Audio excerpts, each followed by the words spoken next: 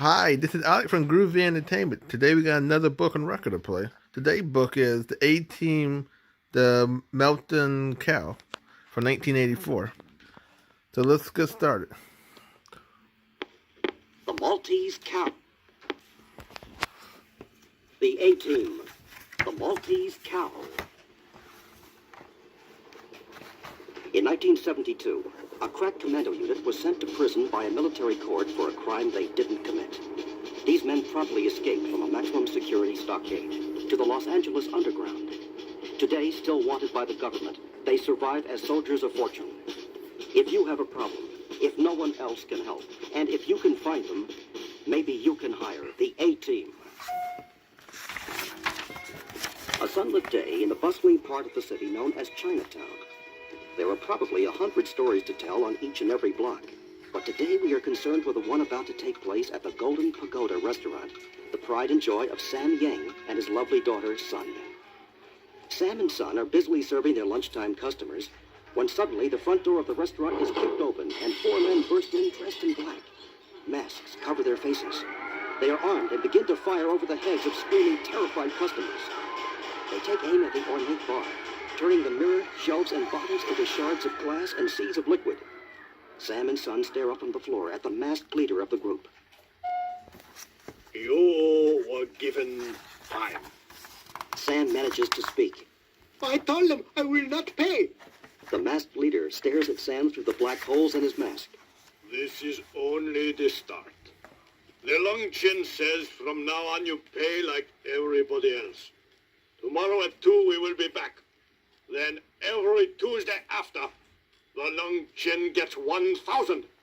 As all the customers remain frozen in fear, the gunmen proceed to remove all the money from the cash register. Then, after taking all the valuables, watches, money, rings from the customers, they turn to leave. The leader addresses Sam Yang once again. And unless you can afford a bodyguard 24 hours a day, don't call the cops. One thought comes to Sam Yang's mind. There is only one place he can turn for help. He places a telephone call. Soon the A-Team van pulls up to the Golden Pagoda restaurant. 4 very sad-faced members of the A-Team get out and enter the restaurant. You come. The A-Team come. Oh, thank you, Hannibal. We owe you, man. We're here. The A-Team never forgets a friend. Back in Saigon, Sam saved their lives, and now it's time to repay that debt. Tell us what happened, Sam. I won't pay protection money to Long Chin, so they come shoot up our restaurant.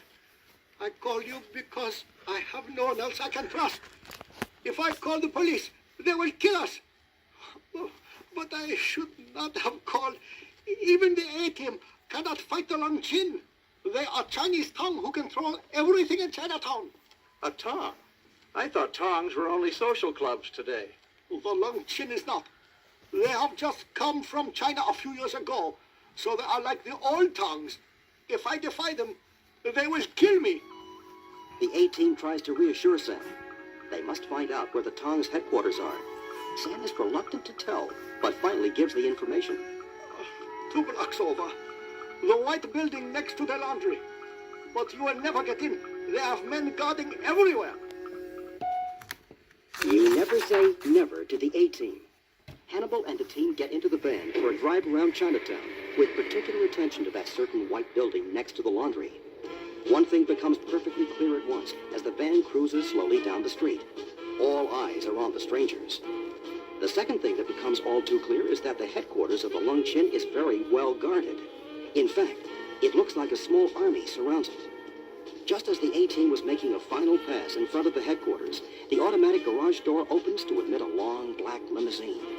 Seated inside was an elderly Chinese gentleman. As the electric garage door closed behind the limo, 2 black sedans cut off the A-Team van in both front and back. Thugs got out and surrounded the van. A huge hulking form stepped up to the door on Hannibal's side and spoke. You lost. Hannibal never was one to pursue an impossible situation. Just passing through. You guys have a real nice block here. He nodded to B.A., who put the van in gear and pulled out. But Hannibal had a plan. Yes, today was Tuesday, and when the Long Chin returned to pick up their protection money from Sam Yang, they would find the A-Team ready for them at the Golden Pagoda restaurant. Where's Sam Yang? He owes me money. Oh, Sam took the whole family on vacation. He left us behind to mind the store. I guess that means we're going to pay you what we owe you. Isn't that right, guys? In a flash, the Golden Pagoda was a mass of arms and legs. But even with their best karate kicks, the Lung Chin thugs were no match for the A-Team.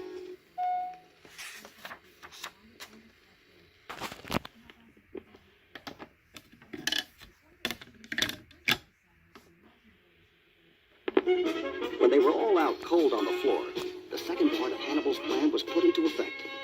The A-Team quickly changed clothes with the Lung Chin members, and after persuading them to offer up their car keys, the A-Team drove off to pay a little visit to the Tong headquarters. Murdoch, who clearly reads too many detective stories, put on his best Sam Spade act. I felt myself drawn into the mysterious world of the Orient. Yes, the case of the Maltese cow would haunt me like the scent of cheap perfume. Will someone tell this guy to stop? Enough of this Sam Spade! Easy, guys. We're almost there. The plan to invade the Lung Chin headquarters went flawlessly. The garage door to the building was open and the car drove right in. One lone guard was on duty and he was quickly removed. Quietly, the A-Team crept down the hallway to the room where the brain trust of the Lung Chin was meeting. The A-Team listened as Wan Chu, the elderly Chinese man they had glimpsed earlier, spoke. We have two objectives tonight. Number one is to ensure the safe arrival of our old friend, Mr. Chris Thomas, who is returning to the country to resume his very profitable drug business after an unfortunate interruption caused by the United States government. In exchange for a new identity and safe passage back into the country, Mr. Thomas has graciously consented to let us handle the drug traffic in this city. You have all been instructed in this task, and we will meet tonight at 4 a.m., Pier 52. Objective 2 is to revenge the insult brought upon the Lung Chin by Mr. Sam Yang of the Golden Pagoda restaurant. Mr. Yang is refusing to pay the modest sum requested by our organization to ensure the smooth running of his business. Such an insult cannot be allowed. The Golden Pagoda must be destroyed, as well as the people who own it. You'll have your work cut out for you. Do it. Hannibal and the A-Team have heard all they wanted to hear. They burst in, guns blazing. All hands reach for the sky. How did you get in here? You have violated the stronghold of the Lung Chin. Yeah. Now it's your turn to come up with the money box, pal. Money box? For what? Who are you? Friends of the Golden Pagoda restaurant. And we're here to get what's owed to Sam Yang because of what your apes did to his place. Wan Chu is old and wise. In the face of the 18 guns, he sees no choice, and so he signals one of his men who produces a wooden box filled with thousands of dollars in cold cash. We'll just take it all for now. If there's any left over after we've repaired the Golden Pagoda and paid back all the other people you've been stealing from, we'll get it back to you. We're leaving now. But remember, we can reappear, and you'll never know when or where we can hit you, so you guys better get out of the collection business. With a few bursts of rifle fire to cover their exit, the 18 makes good their escape from the Lung Chin headquarters as smoothly as they entered. But tonight, they will have another meeting with the deadly Tong down at the dock.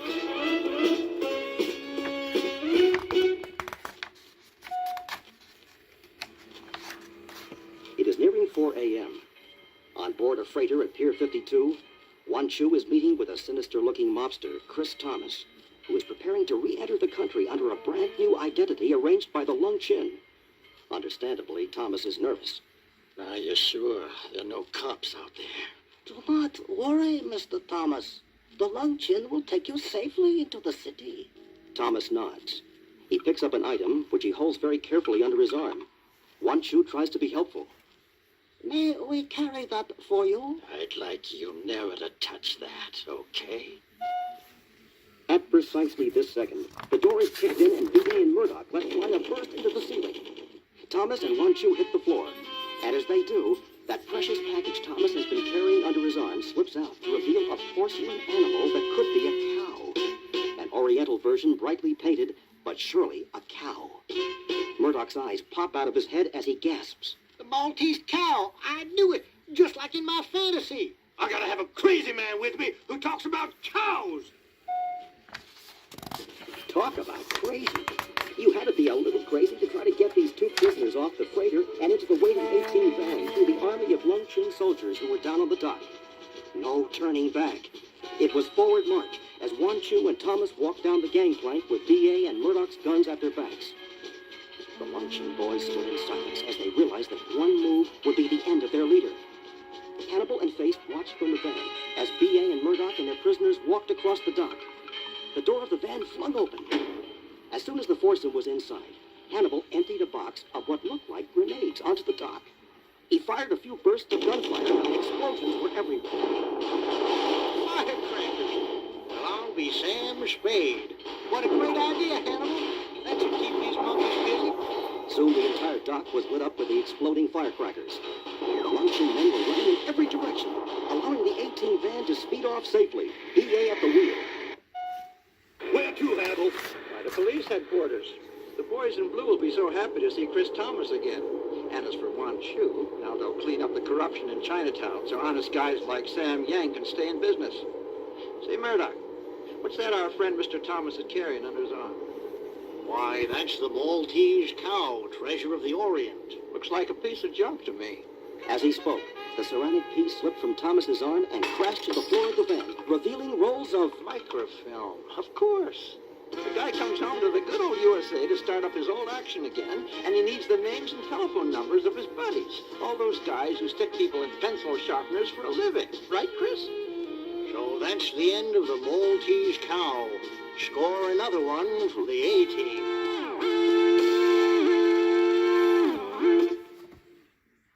So that was the A-team, the Maltese Cow from 1984.